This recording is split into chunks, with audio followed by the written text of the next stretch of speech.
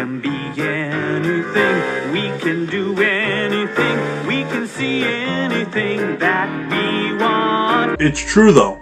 Art is whatever the creator makes of it. It shouldn't always have to be altered so much by higher corporations that see it as a chance to make more money.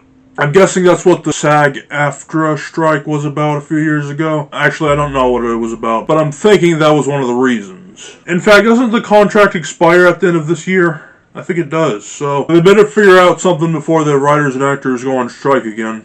And on the matter of art, I found some of it in the dumpster at my job just the other day. What the piss? Somebody worked hard on coloring that stuff in. Perhaps it wasn't to their liking, maybe, and they just wanted to scrap it. I mean, I would have brought it home and rescued it, but it's too large for me to carry anywhere. Like, it takes up way too much space to just move around conveniently. My mom is attached to my art. She likes to keep the drawings and stuff I make. That is fine and all, but when it comes to my previous videos, before 2019, they had to go. Sorry, Buster. Anywho, getting way sidetracked there, you probably already know that something looks different with the camera. For those of you paying attention to past videos and community posts and stuff like that, then you'll know that we've transitioned to a new season starting with this episode. Things should be looking a lot cleaner than they did before. Like, some episodes before had the background looking pretty blurry, but here it should be looking much more smooth. Just comes to show that we're still improving this formula close to 7 years later. I am so proud. What I'm not so proud of, though, is my previous Instagram account. Remember Kale-the-Whale2000? Oh, do I. Yeah, I'm not a big fan of a lot of the posts that I put onto that account, and the ones that I do like have just been converted to blogs, if they could.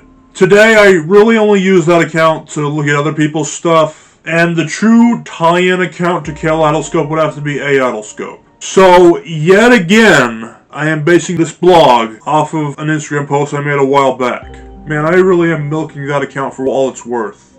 I don't expect this blog to be insanely long or anything, but as long as it works. I hope to God this new 4K camera can handle 40 plus minutes of video. It's gonna have to, I mean, come on.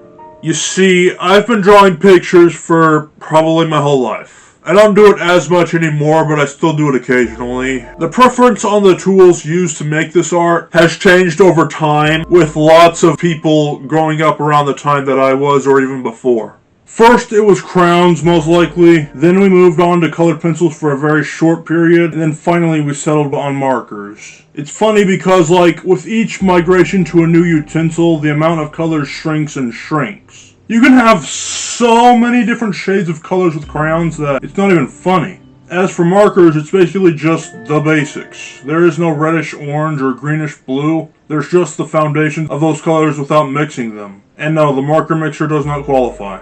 I have a memory of 5th grade when we were told that we had to like write something at home or something, and one kid literally asked, "What if you don't have a pencil?"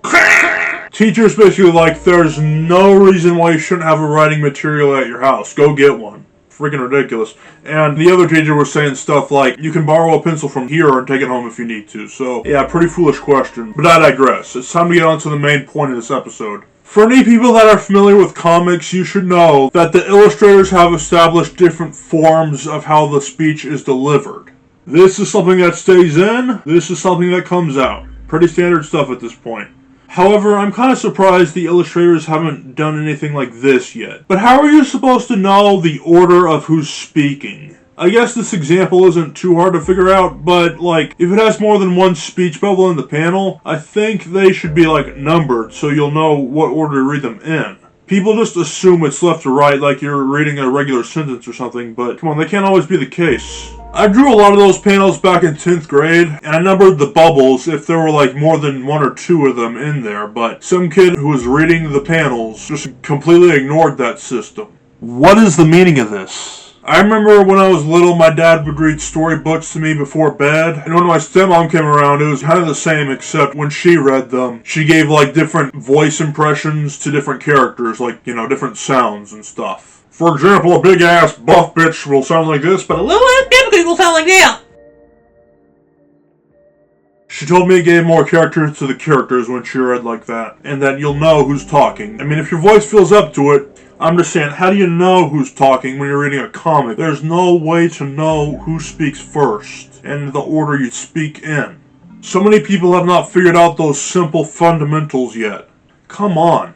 Another thing to note would be the parentheses. Now, I think more people understand this than the speech bubble numbering system I just created, but whenever you see text inside of one of these two things in the title of one of my videos, it's not actually part of the title of the video. It's just like a blurb or a side note telling you something about the video that you need to know before watching it or something. Forgive me, I just thought it would be helpful information to know that, because parentheses are just blurbs, taglines, whatever the hell you want to call it, that's what it is.